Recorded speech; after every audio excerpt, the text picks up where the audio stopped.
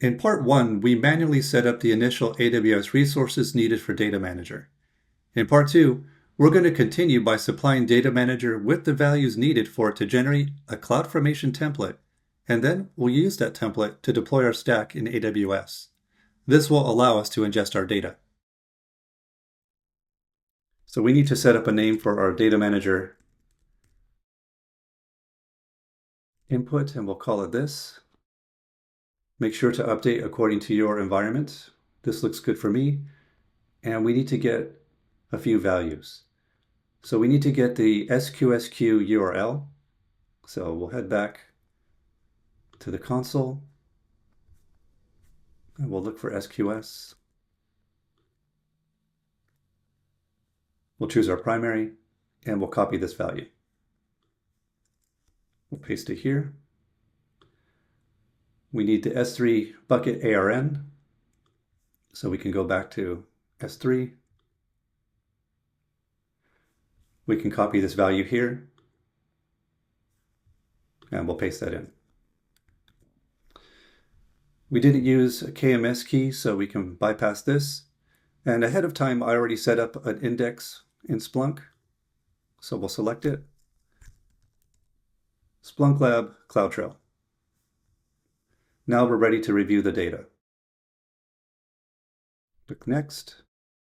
And we've provided Data Manager enough values that it can create for us a CloudFormation template. So we're going to download this template. Okay, we have that ready to go. And we're ready to set up in CloudFormation. So let's go ahead and head over there. So we're going to choose to create a stack with new resources. And we're going to upload that template that we just downloaded from Data Manager. So we want to find the right one. This is from today. This looks good. Choose Next. Now you'll want to provide it a very specific stack name. So you have to head back to the Data Manager UI. It has an option for the CLI and also for console. We're going to choose console for this demo. And here's the value it provides you. Yours will be different. Make sure to copy and paste it exactly. So we'll paste this value, click Next. It does tell you to provide tags, and it gives you the values here. So you want to copy this, paste it, and enter the value of 1. We acknowledge that CloudFormation is going to create resources, and we'll choose Next, a final review, and we'll submit. Now, since CloudFormation is automatically going to create resources in your account, this can take a little bit, so we'll pause the video and come back. All right, our stack completed, took just a few moments, and with this done, we're ready to go back to Data Manager. Data Manager performs a series of checks on your inputs. Again, this is a lab environment, so we can ignore these warnings.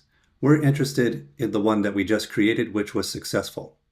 So that being the case, what we can do now is we can open search in Splunk and see if our data is flowing in.